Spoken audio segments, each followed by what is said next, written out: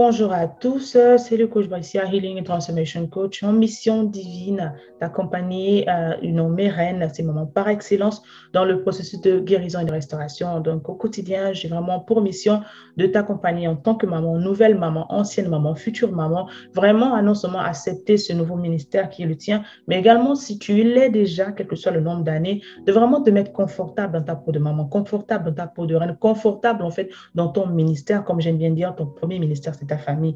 Et quel que soit ce que tu as traversé, quelle que soit ton histoire, ton passé, en fait, le Seigneur te veut de briller. Le Seigneur veut que tu reprennes ta couronne. Le Seigneur veut que tu t'asseyes vraiment, en fait, sur ton trône, en fait. Parce que ce n'est en le faisant, en acceptant, en prenant ta grâce, en venant de ton histoire, en soulevant ta carapace comme la tortue, que tu vas vraiment le glorifier, en fait. Donc, nous sommes dans cette série, en fait, de Born for a Purpose, né pour une mission, slash écho des femmes, où, dans lequel je prends mon temps de me balader à travers le monde et vraiment chercher des pépites, chercher des personnes rares, des personnes spéciales, en fait. Et aujourd'hui, nous avons vraiment le privilège dans cette séance, ce flow, en fait, de Father's Day, en fait, fête des papas, où j'ai vraiment sélectionné un roi, d'accord? Oui, on part avec un roi aujourd'hui, qui nous vient vraiment du Canada, d'accord, slash Afrique, d'accord, où vraiment nous avons cet honneur sur cette chaîne et nous allons vraiment avoir une conversation. Okay? Moi, je savais depuis des années, je vous parle de conversation.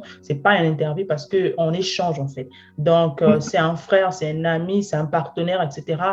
Nous sommes là en Christ, en fait, pour faire en sorte que le royaume de Dieu avance. Donc, je dis encore, j'espère que tu t'asseras confortablement, que tu nous écoutes dans le métro, dans le bus, en train de faire la cuisine, etc., que tu sois en train de tondre l'herbe de ta maison, ben assieds-toi un moment, écoute, reviens en arrière, mais n'hésite également pas de poser des questions parce que c'est par rapport aux questions également que ça fait en sorte qu'on puisse savoir exactement les points. Peut-être il nous fera l'honneur de revenir sur la chaîne. Who knows? Donc, sans plus tarder, en fait, bienvenue, Edmond. Est-ce que tu peux te présenter à notre audience? Merci d'abord d'avoir dit oui à notre invitation, en fait. Allez. Oh, merci beaucoup. Donc, tout d'abord, je veux aussi te remercier, Priscilla, coach Priscilla, de m'avoir invité pendant cette vidéo. C'est un honneur pour moi. Comme tu disais, c'est moi, je te suis depuis un certain temps. Je te suivais d'abord en sous-marin pour voir, en fait, ce qu'il y avait. Je suis venu à un webinaire que tu organisais. J'ai acheté ton livre. Je voulais vraiment voir la vérité qu'il y avait en toi. Et le Seigneur, je me rappelle une discussion qu'on avait pu avoir et tout. Je te disais que laisse-moi encore t'observer. Je dois encore regarder. Il y a quelque chose que je vois. Il fallait qu'il y a quelque chose vraiment, je bénis vraiment le Seigneur pour ta vie. Tu as un message authentique et je sais que le Seigneur emmènera vraiment ça très, très loin. Là, dans le présent, j'aimerais tellement que ça touche encore beaucoup plus de monde que ça touche en ce moment. Mais je sais que le Seigneur emmènera ça vraiment jusqu'aux extrémités de la terre. Donc, moi, je suis coach Edmond, enseignant aussi. Je suis président d'Invariablement Roi. Et Invariablement Roi, nous aidons en fait les hommes dans leurs différents challenges. Challenge personnel, professionnel, entrepreneurial, conjugal, familial. Donc voilà, c'est moi. Magnifique, magnifique, magnifique. Lui-même, il a dit, c'est le président d'Invariablement Roi. D'accord? Donc, si tu es un roi, d'accord, tu sais qu'il y a les reines. Et j'aime bien dire qu'il n'y a pas de royaume sans roi. D'accord? Aujourd'hui, tu as un roi qui te parle. D'accord? Il n'y a pas que les reines. Donc, aujourd'hui, pourquoi on a besoin des deux polarités? J'aimerais, en fait, avant d'aller dans nos petits propos, en fait, j'aimerais que tu donnes juste comme ça. Je sais que tu es également papa et nous sommes donc vraiment le mindset de la fête des pères. Quel est ton meilleur souvenir de papa? Meilleur souvenir de papa, c'est dès qu'on me parle de père, c'est le jour où je suis devenu papa. Le jour où j'ai eu ma première fille qui s'appelle Tameika Dieng. Quand elle est arrivée, ça a été le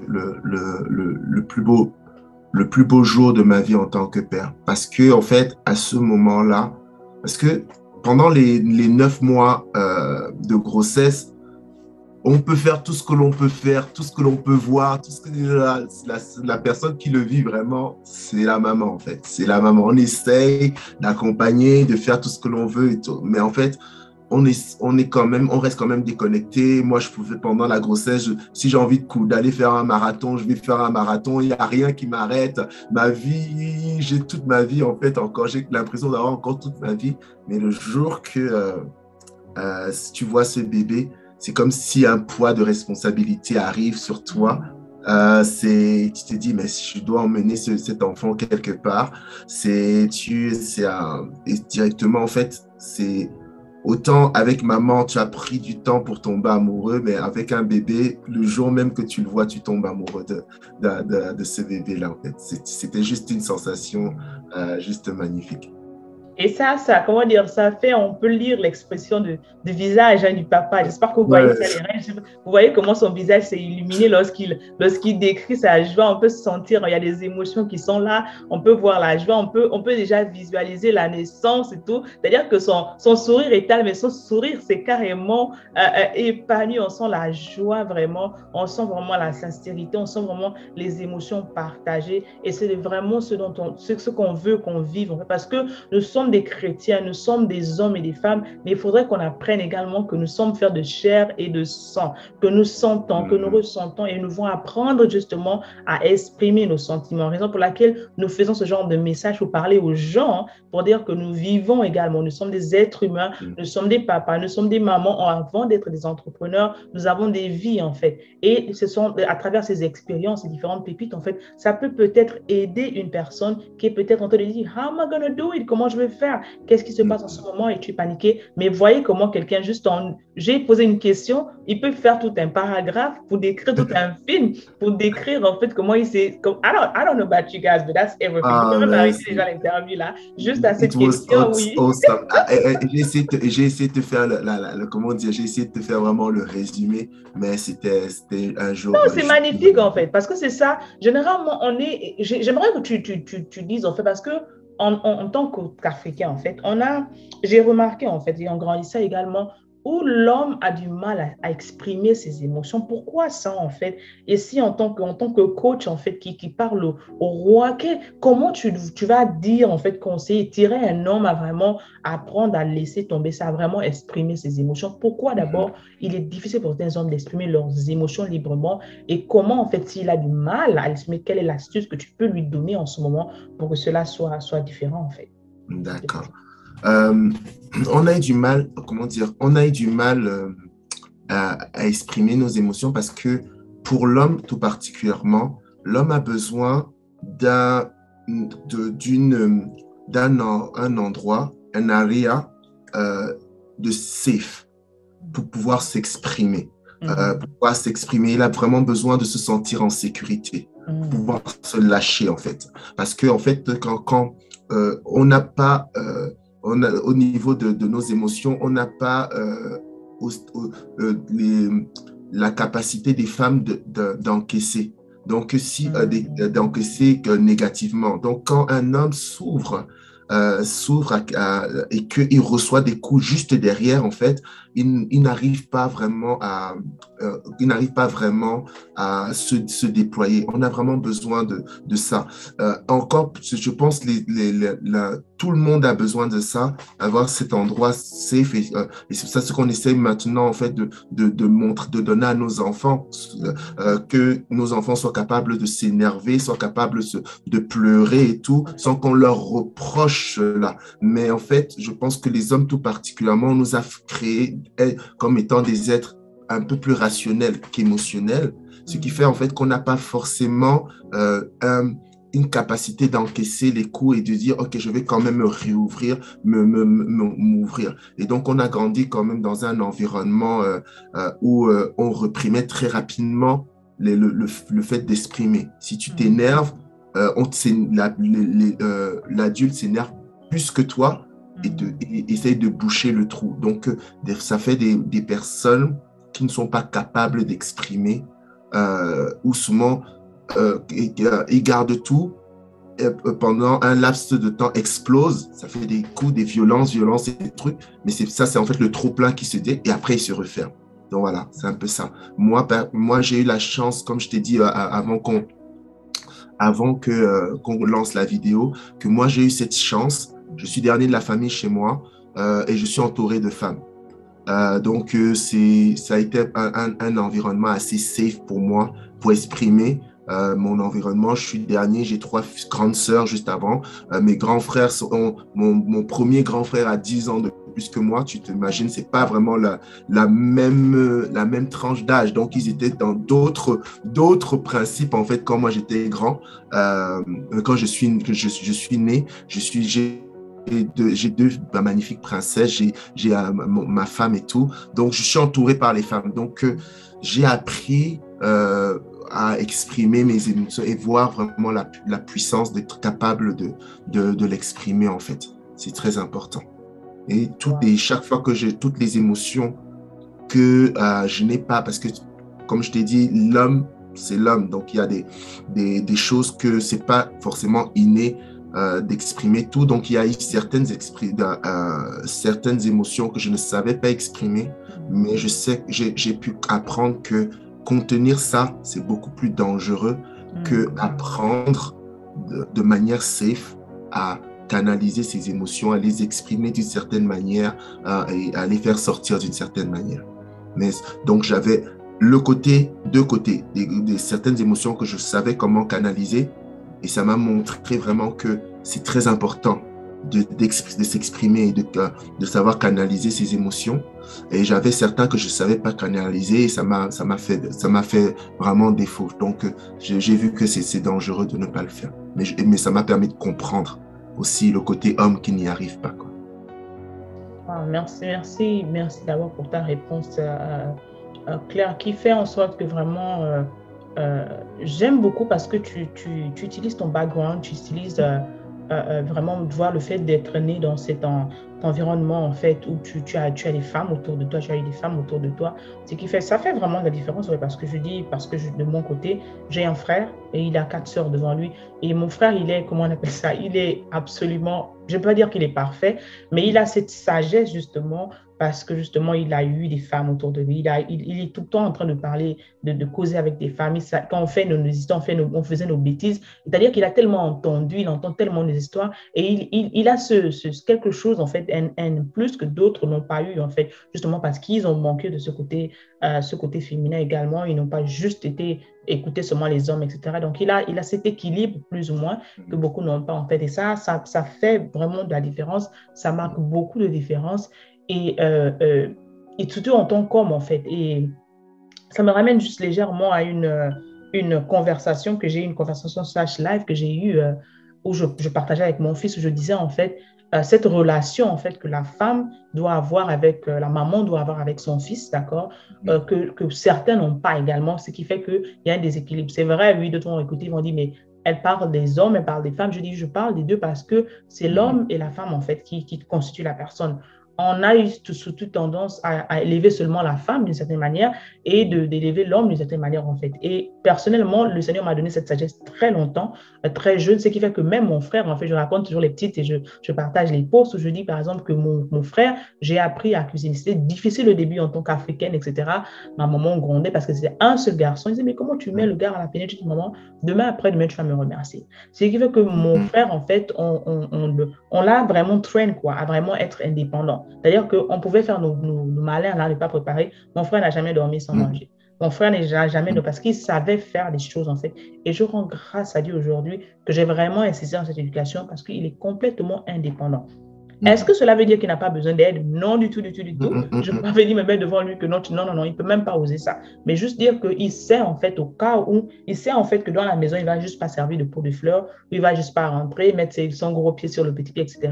Juste pour fermer cette parenthèse, bref, on en parlera plus tard. Ce n'est pas vraiment le truc, mais juste vraiment parler de cet équilibre-là, c'est très important. C'est très Tu dis en fait que à un moment, tu n'as pas su contrôler en fait ces impulsions en fait, et ça t'a causé en fait de dommages, et ça t'a vraiment, qu'est-ce que parce qu'aujourd'hui on parle de beaucoup de colère d'homme, on parle de d'hommes impulsifs, on parle de violence conjugale, on parle de meurtre même, parce que également ici aux États-Unis, dans plusieurs années, on a vu des hommes qui tuaient leurs femmes, qui tuaient leurs enfants et qui se tuaient eux-mêmes. D'où vient en fait, comment dire, parle-nous un peu avec ce film-là par rapport à ton histoire, par rapport à ce que tu veux bien nous partager. Comment en fait tu peux parler du danger en fait justement de garder ça à l'intérieur en fait et quand ça explose en fait, comment pour sa famille, pour soi-même en fait, quelles sont les conséquences en fait justement de ne pas se libérer, de ne pas contrôler justement cette émotion-là.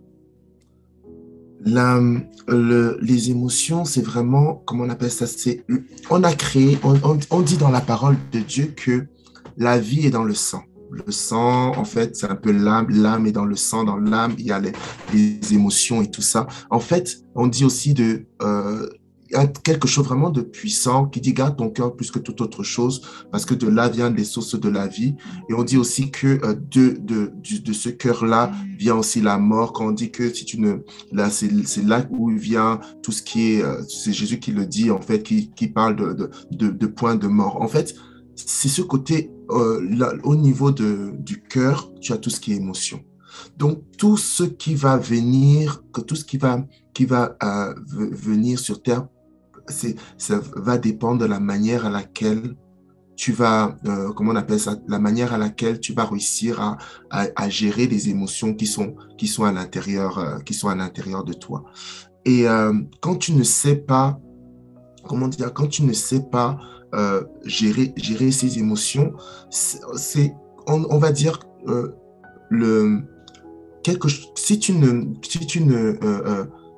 si tu ne gères pas quelque chose, ça ne veut pas dire que ça n'existe pas. Et donc, cette chose est à l'intérieur de toi. Et si toi, par exemple, tu prends une voiture que tu n'apprends pas à conduire, tu vas prendre cette voiture, tu vas sortir et tu vas faire un accident. Le fait, et c'est ça, si tu prends un couteau, tu ne sais pas l'utiliser, tu vas te couper, tu vas te blesser. Chaque chose dans la vie a toujours un côté positif et un côté négatif. Et donc, si tu ne sais pas gérer tes émotions, ces émotions, l'ennemi va l'utiliser pour faire du mal aux gens. Parce que tu ne sais pas comment... C'est une très, très bonne chose. La colère, c'est une très bonne chose. La colère, c'est une très, très bonne chose parce que la colère montre qu'il y a une injustice qui doit être réglée.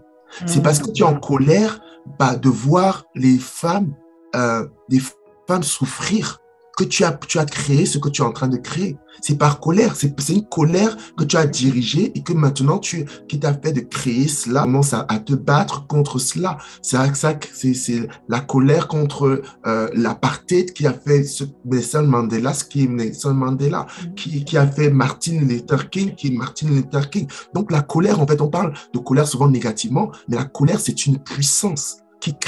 C'est cette puissance qui fait en sorte que les choses naissent, les causes sont prises en bras le corps et qu'on les fasse sortir. Mais mal utilisées, au lieu de diriger la colère vers une cause et faire sortir des choses pour s'occuper de la cause, tu vas diriger la colère vers une personne et tu vas commencer à détruire la personne. Et c'est ce qui fait en fait que maintenant, c'est la colère détruite avec des violences conjugales, détruite avec des paroles dévalorisantes, détruite avec avec tout ce que on peut imaginer. C'est ça en fait. Donc, il n'y a pas d'émotion mauvaise. Je veux aussi peut-être continuer en disant, on dit souvent, l'amour, c'est une bonne émotion. Pas forcément. Parce que si tu vois une femme qui te plaît, tu as comment on appelle ça, on appelle ça une crise, un coup de foudre. Tu rentres dans le mariage, tu te maries, ben on connaît tous les gens qui se marient à Las Vegas, mais le lendemain, tu regardes la femme, tu dis, oh, avec qui j'ai épousé et tout, et tu divorces. Mais parce que, en fait, ce truc-là, tu ne l'as pas canalisé. Tu ne t'es pas juste dit, ok, j'apprécie le morphotype que je vois. C'est pas mauvais. Tu vois un morphotype qui te plaît. Ça ne veut pas dire forcément que tu dois l'épouser. Tu vois, elle t'a parlé, elle t'a dit des choses bien, tu t'es senti valorisé, comme les secrétaires on parle souvent. La secrétaire t'a valorisé et tout, elle t'a fait du bien à ton âme, elle t'a respecté, tu as apprécié. Mais pourquoi tu vas... C'est parce que tu ne sais pas canaliser cette émotion que tu dis, OK, maintenant, je vais partir jusqu'au bout et je vais chasser la femme qui ne sait pas ce qu'elle a à la maison et te marier. Tout ça, ce sont des émotions, en fait, et la gestion des émotions. Rien n'est mauvais, mais il faut juste les connaître et bien les gérer.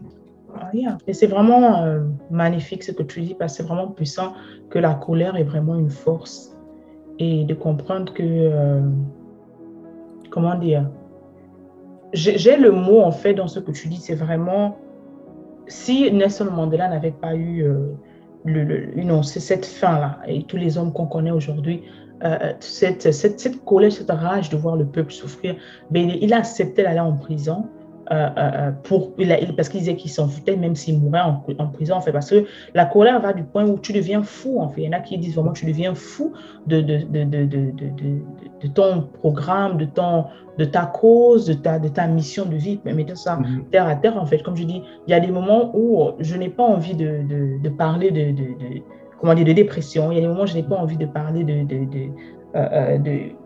comment dire, de ce que je dis, en fait. Il y a des moments où je n'ai pas envie, je ne peux pas mentir. Nous sommes des êtres humains, en fait. Mais ça va au plus profond de toi, en fait, que ça devient plus que toi, en fait. C'est-à-dire que ça devient une raison de vie. Ça fait que tu marches, tu penses au trauma. Tu te lèves, tu penses à ta cause. Ça te voit et ça fait un moment où, lorsqu'on te voit, on voit ta cause. Lorsqu'on te voit, on voit en fait ta raison d'être. Lorsqu'on te voit, on parle de quelque chose qui t'identifie parce que tu es devenu, comment dire, tu es devenu ta cause, tu as épousé ta cause et ça fait en fait que, comme tu dis en fait, oui, par rapport à son histoire, chacun a son histoire, chacun a son passé, tu as toujours le choix d'utiliser la colère là de manière négative et commencer à reproduire en fait le mal, ou bien utiliser cette cause justement du côté bien également pour transformer la vie des gens, pour être un témoignage vivant pour le Christ, ce qu'on fait en fait sur les réseaux sociaux. Est-ce que ça veut dire que notre histoire était la meilleure? Non. Est-ce que ça veut dire peut-être qu'on est guéri à 100%? Non. Est-ce que ça veut dire que lorsqu'on se lève le matin, on aime ce qu'on voit? Non. Mais c'est juste que c'est vraiment une décision, et c'est une décision vraiment au quotidien. Je peux dire qu'il y a même 5 minutes, 10 minutes, on ne pouvait même pas se mettre devant la caméra. Peut-être qu'il y avait tellement comment dire, de difficultés, d'aléas, etc., qu'on doit pouvoir agencer. In between, on entend la voix des enfants, l'enfant ouvre la porte, etc. C'est ça la vie, en fait. C'est ça la vie, en fait. Mais quand tu es tellement dans ce que tu fais, ça te dépasse, ça prend au-dessus de tout, en fait. Cela ne veut pas dire que tu oublies qui tu es ou tu oublies tes priorités, mais parce qu'en fait, à un moment, vraiment, ça peut prendre le dessus, en fait. Et c'est vraiment très important ce que tu dis, parce que c'est quelque chose des fois qu'on n'oublie pas et quand on néglige, en fait. Parce que tu deviens tellement passionné qu'à un moment, en fait, tu justement négliges la réalité, en fait, d'accord? Si tu as juste un exemple banal, on fait les vidéos tout le temps. Si tu es là du lundi au dimanche, tu fais les vidéos tout le temps, tu fais les vidéos tout le temps, tu fais les lives, bien à un moment, si tu es à la maison, on va te dire, mais ok, papa, on a envie d'aller jouer, ok?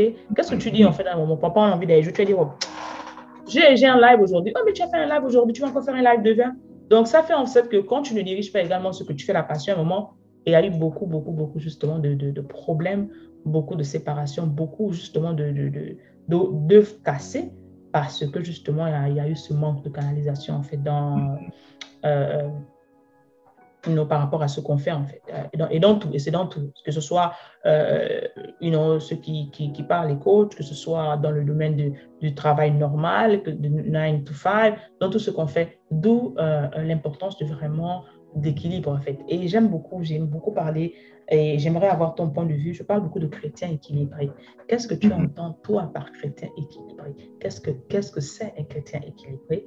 Est-ce que tu te définis comme un chrétien équilibré, ou comment toi tu fais en fait en tant que coach, etc., pour retrouver ton équilibre en fait? D'accord. Oh, chrétien équilibré. Ah, c'est sûr. Moi, c'est très important d'être, comme tu dis, un chrétien équilibré, parce qu'en fait, quand Dieu t'a donné certaines responsabilités, c'est qu'il s'attend aussi à ce que tu passes des moments de qualité avec la responsabilité qu'il t'a donnée. Donc, et si t'as accordé la grâce d'être père, c'est qu'il s'attend en fait à ce que tu puisses passer aussi du temps et que tu sois un modèle pour les enfants qu'il t'a donnés, ainsi, ainsi de suite dans les différents domaines que tu as à faire. Il faut que tu travailles pour avoir de l'argent, ainsi de suite. Tu peux pas juste faire, surtout si ton entreprise ou ton ministère ne peut pas encore vivre seul, tu peux pas couper ton travail pour partir complètement. Vraiment, faut faire la part des choses. Après, pour pour ma part, en fait, ce que j'ai demandé à Dieu, c'est que j'ai dit que c'est trop dur, c'est vraiment compliqué pour moi. J'ai dit à Dieu que c'était compliqué. Et une des choses que je demande vraiment tous les jours à Dieu, c'est de m'aider. C'est de m'aider dans, comment dire, de m'aider pour les responsabilités qu'il m'a données. Moi, pour moi, un chrétien équilibré, c'est un chrétien qui dit vraiment à Dieu, aide-moi. Parce qu'on n'est pas parfait. Tu sais, si on ne demande pas à Dieu de nous aider, il y aura toujours une de nos imperfections que l'ennemi va utiliser et comme étant quelque chose pour nous détruire. D'accord?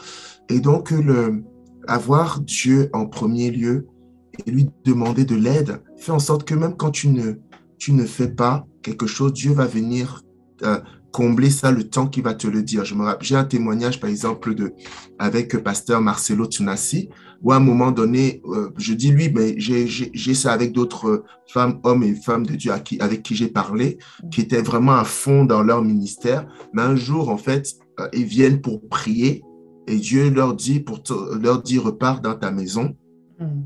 Et parce que c'est pas moi que tu as épousé, c'est l'autre.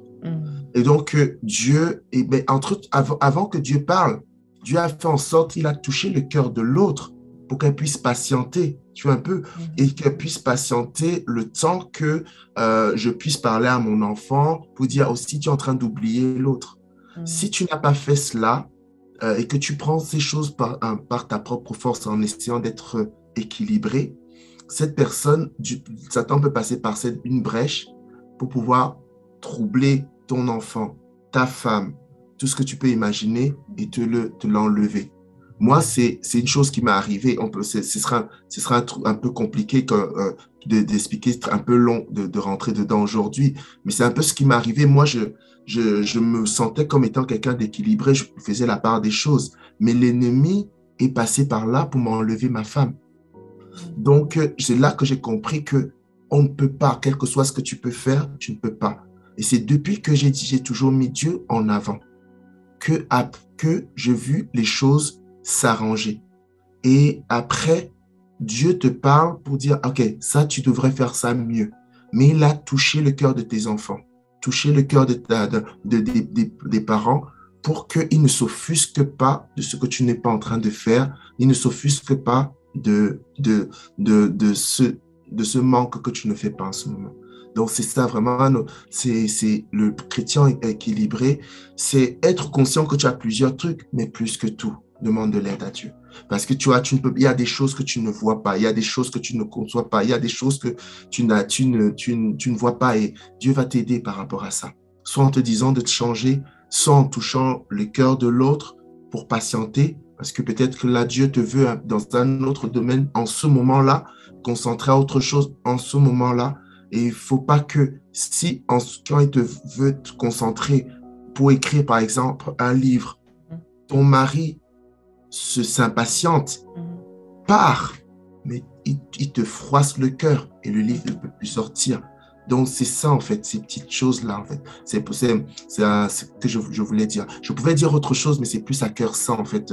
Vraiment se tourner vers Dieu et lui demander de l'aide. Et il va vraiment t'aider. Ouais. J'aime vraiment ça de reconnaître que oui, on a les dons, on a les talents, on a toutes les fonctions qu'on veut, mais vraiment, on n'est rien sans Dieu, en fait. Et quand tu comprends ça, comme il dit, en fait, de venir à lui comme un enfant, tu comprends cette humilité, tu es humble vraiment, et ça t'élève et ça te protège de beaucoup de choses, parce qu'on ne peut rien. Parce que nous sommes, comme tu dis, il y a le diable qui tente, il y a les épreuves qui sont là, il y a tellement de choses dans la vie qu'on ne contrôle pas, qu'on ne peut pas prévenir en fait. Mais lorsque tu es vraiment un enfant, comme on dit quoi, je suis un enfant, c'est-à-dire que mm, tu verrais vraiment comme un enfant, tu viens vraiment vers lui. Seigneur, je ne sais pas quoi faire ce matin. Seigneur, tu es peut-être dans les, comment dire, en situation financière vraiment macabre. Seigneur, je ne sais pas quoi. Je dis, mais une seule chose, c'est que tu vas pouvoir à mes besoins selon tes richesses et tes gloires. Parce que tu sais que tu as peut-être 1 000 euros, mais 1 000 euros, tu as quoi? Tu as la maison à payer, tu as ceci à payer, tu as ceci mm, à payer. Ça ne peut jamais suffire, en fait. Et en dansant, on te dit, donc, il faut donner 10%. Ce n'est peut-être pas le cadre, mais c'est là où tu comprends que par ta force, tu ne peux pas. Si tu dois mm, regarder les vraies réalités, tu ne peux pas, en fait. C'est-à-dire que tu dois pouvoir cast your cares, tu dois pouvoir, en fait, vraiment, comment dire, déposer ton poids sur quelqu'un qui puisse porter ce poids pour toi et mm, pouvoir, toi, en fait, rest et toi, pouvoir dormir, toi, pouvoir te reposer. Quand j'ai compris personnellement cette parole, et je l'ai personnalisée, je l'ai expérimentée, je l'expérimente tout le temps, tu peux être dans une situation où tout le monde panique. mm, Comme ma soeur, elle dit, mais bon, ça, moi, je ne comprends pas toi, tout le monde peut crier, toi, tu dors. Je dis, mm, je fais en sorte que, quel que soit PDX, ça n'empêche, ça ne me trouble pas de l'intérieur, que ce qui se passe à l'extérieur ne rentre pas en moi, en fait. Je mm, dors. mm, Sérieusement, je dors. Et vraiment, mm, d'un sommeil de juste, je me lève, je dis, OK, c'est pas parce que je ne vais pas dormir que quoi, la facture sera payée du jour au lendemain. Non, mm, ouais, je dors. mm, Et pendant le sommeil, Dieu va te révéler certaines choses. Pendant le sommeil, tu vas revoir certaines choses, en fait, différemment. Mais ce n'est pas en restant éveillant, ce n'est pas en pleurant. Oui, tu pleures quand c'est vraiment ma chaîne, c'est normal de pleurer. Nous sommes des êtres humains. Mais quand tu apprends à vraiment donner ce poids-là, tu es vraiment libéré. Et également, en parlant de ça, comme je dis, c'est une conversation. Vraiment, des fois, je dis, des fois, on peut se dire que non, on a besoin de s'asseoir, prendre la Bible. Non, le Seigneur n'a pas besoin que tu récites tout le temps la Bible. Tu peux être dans la voiture, tu peux être dans le métro, tu peux être l'enfant en train de pleurer. Tu dis, hé, Seigneur, là, j'ai chanté, oh, j'ai dansé, oh, j'ai fait les grimaces, oh. L'enfant là ne pleure pas, ne dort pas. Seigneur, là, c'est ton enfant, quoi. Prends-le. Et je t'assure, je vous assure, vous qui écoutez, quand tu rappelles à Dieu que c'est ton papa, quand tu rappelles à Dieu que c'est ton créateur, il y a pas, c'est-à-dire que la chose pour laquelle tu donnes tout là, comment dire, like that, il fixe ça.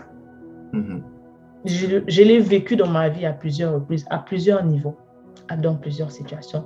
Et ça fait plaisir parce que c'est un roi qui le dit humblement, avec amour, qui dit que non, moi, je me confie à Dieu. D'autres vont dire non, je vais jouer au golf avec des amis, je vais jouer au, je sais pas quoi, non, d'autres choses extérieures, mais que tu reconnaisses et que tu te recentres vers vraiment ton créateur. Bravo, en fait, je dirais bravo, mes respects, quoi. Ça fait vraiment, c'est vraiment ça tout. non, Et mais c'est sûr, c'est vraiment magnifique. je suis pas du genre à dire, et comme tu as dit quelque chose d'important, se recentrer sur Dieu, c'est pas prier 20 heures sur 24, ça c'est sûr. Comme tu as dit, on peut être dans la voiture, on l'entend. C'est pas prier 24, c'est un cœur de se dire en fait que, parce que franchement, moi j'ai été cette personne qui aime la sagesse. J'aime beaucoup la sagesse, je lis et je lis beaucoup. J'essaye comment dire, j'essaye de me documenter beaucoup, mais j'ai juste compris en fait que, en fait, pour Dieu, tout ce que tu mets à l'intérieur de toi, si tu dis juste à Dieu que bon, je veux être la meilleure personne possible pour que tu puisses m'utiliser de la meilleure manière possible. Donc, j'investis en moi. Mais il y a trop d'informations. Le monde est trop vaste. Il y a certaines personnes que tu vas leur poser la question, qu'est-ce que je peux faire? Ils vont te dire, pense à toi. Va jouer au golf, comme tu as dit. Quand il y a d'autres personnes, quand tu vas arriver, ils vont te donner un conseil plutôt famille. Moi, quand je vais voir ma mère, elle me donne toujours des conseils côté famille. Occupe-toi de tes enfants. Donc, en fait, tout le monde va avoir quelque chose. Après, tu te dis, mais Seigneur, qu'est-ce que je fais vraiment? Et celui qui a l'image parfaite, complète, c'est Dieu. Et donc, comme il a l'image parfaite et complète de ta vie devant lui, s'il te dit, va au cinéma, même si tu es une maman qui a accouché il y a 3 jours et que ton enfant est en train de pleurer et que ton père te dit va au cinéma, c'est qu'il va s'occuper du bébé après. Donc, tu peux partir tranquillement au cinéma. Tu vois un peu, les autres qui vont te dire, ouais, mais ton bébé vient de naître là. C'est pas mauvais. Mais est-ce que tu as tu n'as pas l'image parfaite et complète? Lui, là, et donc, il peut te dire vraiment ce que tu peux faire, qui va te combler, te faire du bien, mais surtout, lui sait qu'il il est en train de s'occuper du reste, soit parce qu'il a placé quelqu'un, soit surnaturellement, il est en train de pourvoir. Donc, c'est pour ça que moi, dans ta question, je préfère m'être vraiment tourné, aller vers lui. J'ai essayé les deux. Hein. Comme tu dis, l'autre jour, j'ai eu mon anniversaire, j'ai eu 41 ans hier. J'ai essayé les deux. J'ai essayé le truc où je contrôle complètement ma vie. J'avais donné ma vie à l'âge à Jésus. J'avais, je pense, 15-16 ans. Mais quand Jésus est venu dans ma vie, j'ai dit, je t'aime Jésus, mais reste à côté. Je sais faire. Comme je suis hyper actif, Jésus était là. Je lui disais, je t'aime, mais ne rentre pas dans mes problèmes. Donc, je sais ce que c'est d'avoir Jésus, faire tout par lui, et avoir Jésus et lui laisser la même chose. Et depuis que j'ai dit, Jésus, prends, je dors où? Je viens. Même souvent, il me dit de faire des choses que normalement, je lui dis, mais est-ce que tu vois qu'il y a le feu derrière? Je me rends compte qu'il s'occupe du feu. Pourquoi donner un autre conseil? Voilà. C'est vraiment, vraiment magnifique. Hein. Et c'est vraiment magnifique. En poursuivant, revenir à le côté de papa. Par exemple, en fait, pas par exemple, d'après toi, en fait, quel serait, pourquoi il est important, ok? Je sais que tu parles beaucoup de tes princesses, etc. Tu es très magnifique d'ailleurs. Pourquoi, en fait, il est important que l'homme, d'accord, le père, soit vraiment présent dans la vie de ses enfants, en fait, pas seulement les filles. Pourquoi, d'après toi, si oui ou non, tu es d'accord ou pas, pourquoi, d'après toi, en fait, c'est très important de ne pas juste dire que, bon, juste le rôle, c'est la femme qui s'occupe, c'est la maman qui s'occupe, etc. Pourquoi, en fait, tu penses que pour toi, que c'est très important qu'en tant que figure masculine, en fait, tu sois vraiment présent dans la vie des enfants? Ok. Déjà, on remet toujours la gloire à Dieu, c'est que si Dieu a fait un papa, il a fait une maman, c'est que vraiment, parce qu'il y a des choses que je ne vais pas dire, il était sage d'avoir un papa et une maman. Comment dire, et il faut voir vraiment, la mère et les pères apportent deux choses complètement différentes. Je dis souvent que il faut savoir que Dieu a dit, et créons l'homme à notre image et à notre ressemblance. Après, il dit, créons l'homme et la femme. En fait, qu'est-ce qui s'est passé à ce verset-là? C'est que l'homme a été créé, image de Dieu. Après, Dieu a fait genre, il a divisé en deux. Il a donné la responsabilité à l'homme de dire tout ce que tu as la responsabilité de décider, tout ce qui va rentrer sur cette terre. Et il a dit à la femme, tout ce qui doit, tu as la responsabilité de donner la vie à tout ce qui va venir sur terre. Donc, en fait, l'homme porte la semence. Il décide à tout ce qui va venir sur terre. Et donc, en fait, c'est important d'avoir un père pour un enfant parce que pour lui, ce sera un exemple. Il va avoir un exemple. Il va avoir souvent un garçon va aimer les femmes comme son père a aimé sa mère. Donc, si son père ne montre pas à un enfant comment on aime, mais l'enfant ne saura pas le faire. Un père, comment dire, souvent si tu vas remarquer, un père qui est assez distant de Dieu, même si tu as une mère qui prie, la première chose souvent que l'enfant va faire, c'est être d'abord distant de Dieu. Après, par la prière et la grâce de Dieu, tu vas voir l'enfant venir. Mais qu'est-ce qu'il a fait? C'est d'abord, il a copié son père. Si tu as un père qui aime sincèrement Dieu, que tu le vois à genoux, que tu le vois chercher Dieu, tu le vois pleurer pour Dieu, tu vas d'abord le chercher, tu vas d'abord copier papa. Parce que papa, il ne parle pas beaucoup. C'est un exemple que tu vois en fait. Et il y a une puissance dans ce que l'on voit. On dit dans la parole de Dieu, vous qui avez un visage vers contempler le Seigneur, vous êtes changés à la même image de gloire en gloire. Ce n'est pas la parole, c'est la contemplation, c'est la vue. Donc, ce que tu vois, tu reproduis. Les hommes ne parlent pas beaucoup, mais les enfants reproduisent ce qu'ils voient. Et les hommes, en fait, ils sont des repères visibles dans la maison. Donc, c'est pour ça que c'est important. La femme, elle fait tellement de choses que ça peut être un peu compliqué à l'enfant de copier tout ce qu'une maman peut faire. Mais le père, il a ce côté-là, d'être un repère. C'est pour ça qu'il est très important. Souvent, les filles adultes qui ne s'aiment pas, c'est pas souvent parce que leur mère ne l'a pas aimé, c'est parce que leur père ne les a pas aimés. C'est souvent ça, en fait. Moi, je me rappelle, je regarde beaucoup ces derniers temps, depuis quelques mois, Paternity Court. Et il y a une émission qui m'avait marqué plus que toute émission. C'était une émission où tu avais un garçon qui avait à peine 23 ans. Il venait et il avait enceinté une femme et une autre qui était sa petite amie qui était enceinte à ce moment-là. Et à un moment donné, en fait, donc, et ces femmes étaient là, à un moment donné, on lui dit, tu as combien d'enfants? Et j'en ai 8. Tu as quel âge? 23 ans. Et donc, et il avait 8, et ses enfants, comment on appelle, il voulait refuser l'enfant parce que potentiellement, c'était son 9e enfant à 23 ans. Et potentiellement, c'était son 10e enfant à 23 ans. Donc, tout le monde était en train de le fustiger jusqu'à ce qu'ils disent, mais je n'ai pas eu de père dans la vie. Je traite les femmes comme j'ai appris à les traiter. Parce qu'aucun père n'a été là pour me montrer comment on traite les femmes.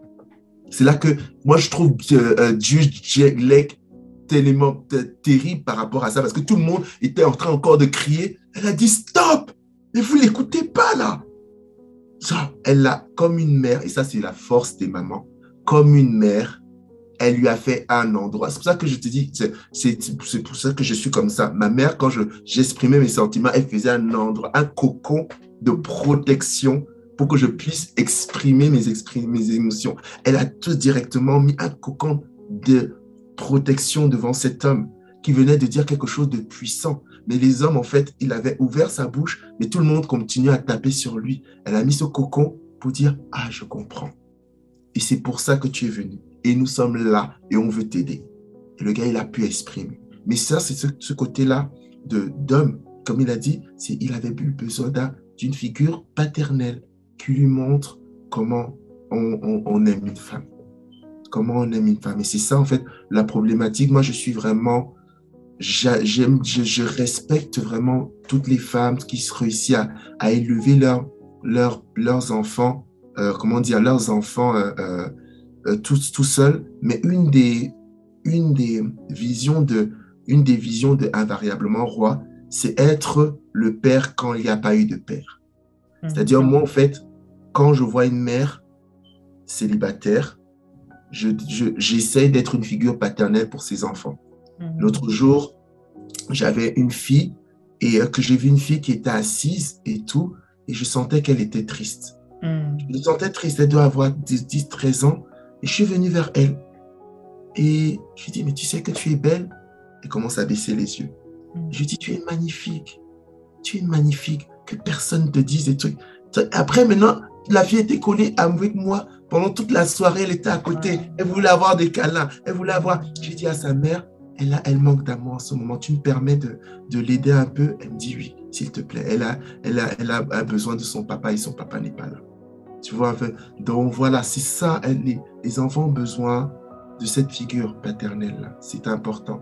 On ne fait pas beaucoup de choses. Je ne vais pas rester 40 minutes avec cette fille.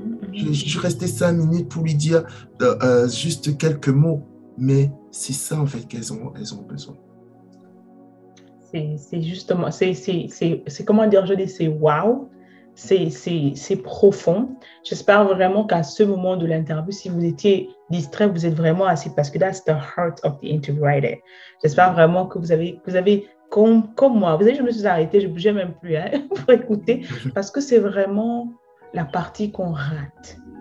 C'est vraiment la partie qu'on rate parce que je vais d'abord revenir tranquillement parce que j'écoutais vraiment l'histoire de ce jeune homme que tu as utilisé. Ce jeune homme qui se retrouve à 23 ans avec 8 enfants, 9 enfants. La société va le traiter de vagabond. La société va le traiter de don Juan. C'est-à-dire tous les mots qu'on a, etc. Mais on repart dans sa base. C'est vrai que ça ne peut pas justifier son acte. Mais également, lorsque tu comprends, j'aime beaucoup dire aux gens que tu ne peux pas te marier à quelqu'un dont tu ne connais pas l'histoire. Tu ne peux pas commencer à venir avec quelqu'un avant de juger une personne, avant de me juger, écoute mon histoire. J'aime beaucoup dire ça en fait, parce qu'on a cette facilité, qu'on soit chrétien ou non, disons-nous la vérité. On juge rapidement. Avant de me juger, écoute mon histoire. Lorsque tu écoutes l'histoire de cet enfant, avant que tout le monde, personne ne savait en fait, il dit non, arrêtez. Ou on parlait d'amour, parce que j'ai peut-être laissé l'enfant, et j'ai donné l'enfant à ceci, j'ai donné l'enfant à machin, etc. Il y a même une chanson en Afrique où on parle de Johnny, en fait. Johnny Yemi Hallyday, où elle parle de... C'est vraiment l'histoire-là, en fait, parce que tu as donné le bélet, tu as donné à ceci, tu as promis à l'autre le mariage. Mais c'est vrai, en fait, parce que c'est le désordre dans lequel il a vécu. Dans mon pays, en fait, le Gabon, on dit, on va encore faire comment? Parce que c'est vraiment, en fait, la réalité. Hein. Mais quand tu reviens vers ce jeune homme, et en fait, c'est un jeune garçon qui est encore blessé. Ce jeune garçon qui dit, mais qu'est-ce que vous racontez, mon père? Il avait ma mère, il avait Jeanne, il avait Poulette, il avait ceci. Lorsque mon père est mort, par exemple, c'est là où on a su combien d'enfants il avait. Combien d'histoires on entend comme ça chez nous? Combien d'histoires? Mais on néglige, on dit, ah, bravo, c'est un homme. Bravo, c'est un homme. Mais voilà des destinées qui ont été... qui sont dispatchées. Voilà le potentiel qui est en fait investi là où il ne devrait pas avec. Voilà quelqu'un qui est complètement déboussolé, en fait, qui a besoin vraiment, il needs healing. Yes. Parce que c'est vraiment quelque chose comme ça. C'est facile d'être accusé quand tu ne connais pas d'où je viens, quand tu ne sais pas ce que j'ai vécu, quand tu ne sais pas mes blessures, quand tu ne sais pas mes peurs. Mais quand tu t'assois et comme ce juge, elle a vraiment bien fait, de dire que, OK, now we can talk. Puis maintenant que tu me dis le bagage avec lequel tu viens, je comprends pourquoi, en fait, tu essaies de t'exprimer parce que c'est une expression, en fait. Le sexe, c'est une expression. La peinture, c'est une expression. La parole, c'est une expression. La cuisine, tout s'exprime, en fait. Lui, il s'exprime. Il exprime son énergie, cette colère, parce que c'est une forme de colère encore, d'une manière différente, en fait. Et c'est juste magnifique, en fait. Et le point vraiment qui me touche personnellement, parce que je dis toujours que ceux qui ont lu mon livre et qui écoutent ce que je fais, mon message, je parle beaucoup de l'absence paternelle parce que personnellement, je n'ai pas eu cette absence. J'ai souffert de cette absence paternelle avec toute humilité, avec tout amour, je le partage parce que je sais que je ne suis pas la seule dans ce monde, en fait, qui regarde, qui a grandi en regardant une autre fille être embrassée par son papa, regarder une autre fille jouer avec son papa, regarder une autre fille, regarder comment son père l'accompagnait, en fait, devant l'autel. Tous ces éléments, en fait, que je ne pourrais jamais vivre parce que à cette absence paternelle, c'est vraiment ça le grand fléau, en fait, parce qu'on parle de femmes rebelles, on parle de femmes caractère fort, on parle de tellement d'expressions qu'on a essayé de voiler la résultante de ce manque-là, de femmes abusives, de femmes oppressives, de femmes dépressives, de femmes querelleuses, etc. Mais c'est vraiment ça, en fait. Et j'aime beaucoup le dire, le Seigneur m'a montré ça, que derrière une femme qui crie, derrière une femme qui gronde, derrière une femme qui est tout le temps en colère, se cache une femme qui a besoin d'amour. Et c'est vraiment ça la vérité, en fait. Elle a besoin d'amour. Est-ce que je peux parler aux hommes qui sont connectés à toi? En fait, messieurs qui sont connectés, en fait, je vais essayer de vous faire voir en fait l'envers du décor. Quand on parle de femmes querelleuses, femmes indépendantes, femmes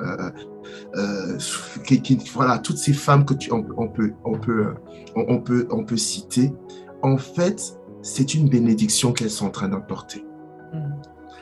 toute bénédiction vient toujours un peu voilée, parce que sinon, tout le monde est capable de le prendre.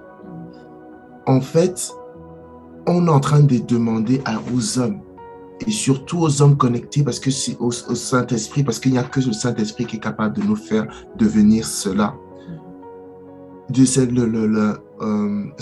On vous demande de changer et de devenir des hommes avec un leadership d'influence et non plus de direction.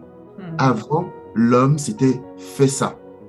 Mais comme on avait peur, ça fonctionnait par la peur et tous ces trucs-là, bon, ça marchait. Dieu a permis, entre guillemets, que la femme se rebelle pour nous faire monter en leadership. Maintenant, on ne peut plus faire à une femme parce qu'on lui dit va à gauche, elle va à gauche. Mais tu dois inspirer tellement ta femme que quand tu dis va à gauche, elle court à gauche. Parce qu'en fait, l'homme qu'elle voit, non, si elle dit va à gauche, non. Mais c'est la même chose pour Jésus. Quand Jésus dit, on nous dit va à gauche, mais il est tellement digne de confiance qu'on va à gauche. C'est un leadership mais Jésus ne t'oblige pas à aller. Il dit, j'aimerais bien que tu partes à droite. Combien quand Dieu t'est venu te poser ton fardeau des femmes, il t'a pas dit, fais ça, sinon je te tue. Il a dit, j'aimerais que tu t'occupes de ça. Et tellement Dieu t'a montré son amour que tu as dit, Seigneur, je ferai tout ce que tu veux. Et c'est là ça, en fait, c'est pour des hommes qui écoutent. C'est pas facile, mais c'est possible. Donc, c'est possible d'inspirer vos femmes. Et donc, en fait, quelle que soit la femme que tu as, et tu m'as dit en début de truc que on ne va pas rentrer dans les trucs personnels. Sachez que la personne qui vous parle là, c'est un homme séparé. Je suis séparé. Ma femme est à côté. On est séparés depuis 4 ans. Mais Dieu m'a montré qu'avant, j'étais directionnel. Il m'a dit, monte de niveau. Monte de niveau. Pose pas divorce, tout ce qu'il y a, monte de niveau. C'est tout ce que j'ai besoin. Et donc, c'est ça, en fait, toutes ces choses que vous pouvez rencontrer comme difficulté au niveau de votre couple. Souvent, c'est un problème de leadership et donc juste de monter de niveau. Voilà, monter de niveau. Le Seigneur dit dans Philippiens que Jésus, quand il a vu Dieu, il n'a pas regardé comme une proie attachée à être égal à Dieu. C'est lui-même qui s'est humilié pour dire que non, pour le Père là, tellement il m'aime, je me mets en dessous. Ce n'est pas, Dieu a dit, je te dis, c'est toi qui es censé descendre. Mais après, c'est Jésus qui a dit ce que tu as écrit là, c'était moi je vais descendre. C'était un amour qui est capable de donner sa vie. Et vous êtes capable, en fait, les hommes, on doit monter de niveau pour que cette femme, elle soit capable de donner sa vie pour vous. Et sa vie, tu vois, c'est pas que les enfants, parce que souvent, en fait, il y a une puissance dans l'image des enfants, parce que la douleur que les femmes supportent pour accoucher, normalement, c'est une douleur. Si on donne ça aux hommes, les hommes devraient mourir. Un homme meurt à cause de la douleur de l'enfantement et une douleur, normalement, qui est capable de tuer un homme. Mais c'est une image pour dire que pour quand tu veux accoucher, quand tu veux faire rentrer quelque chose à l'intérieur du monde, il faut mourir. Et quand Dieu dit bien, il n'est pas bon que l'homme soit seul, mais il a dit ça à l'homme quand Dieu a dit à l'homme, lui a donné sa mission sur terre. Quand Dieu a donné sa mission, c'est là qu'il a dit maintenant il faut que j'introduise la femme. Et donc cette femme-là, pour qu'elle se donne tout en tout, pour toi, pour ta mission, pour ce que tu dois accomplir sur cette terre, monte de niveau juste. Toutes ces choses-là, c'est les choses que l'on voit. Oui, c'est vrai, mais oui, c'est la réalité, mais en fait, c'est pas la vérité. Quand les hommes vont monter leur niveau de leadership, monter leur niveau d'amour, monter leur niveau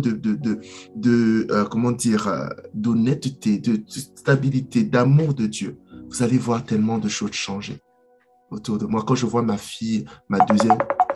oh là là, qui m'appelle? Excuse-moi. Ah, excuse-moi. Ah oui, c'est... Bon. Et donc, et ça, moi, quand je vois, par exemple, mes enfants, ma petite fille, Willy, quand elle se met à prier, mais elle prie comme moi, en fait. Mais c'est parce que, tu vois, mais je me dis souvent, mais quand est-ce qu'elle m'a vu prier? Parce que souvent, moi, je viens prier avec eux et tout. Mais moi, quand je prie à 4 heures du matin. Elles sont en train de dormir et tout ça. Mais quand est-ce qu'elle m'a vu, en fait? Je sais pas. Mais c'est ces choses-là, en fait. C'est monter de niveau où vous allez voir. Monter de niveau où vous allez voir les gens faire ce que vous êtes en train de faire sans même forcément que vous leur dites de faire ce que vous êtes en train de faire. Mes enfants, mais quand je vois ma fille, elle fait ce que je lui fais, je lui ai jamais dit de le faire. Genre, je lui demande, c'est ça en fait. Donc, c'était juste une petite parenthèse par rapport à tes hommes. Non, c'est magnifique parce que c'est vraiment le message que tu dois leur dire pour la fin, pour vraiment dire, en fait, des fois, on se dit, comme a dit Adam, la femme que tu m'as épousée et tu m'as donnée, etc., on accuse, et c'est facile d'accuser. Et j'aime beaucoup vraiment comment tu as vraiment recentré, pas pour les accuser, mais pour dire vraiment que voilà, en fait, ce que je vous propose. Et voilà, en fait, qu'est-ce que je sais que dans Invariablement Roi, c'est vraiment c'est ça vraiment le motto, aider vraiment les hommes à être des meilleurs leaders, aider vraiment les hommes les hommes à être des meilleurs pères, etc.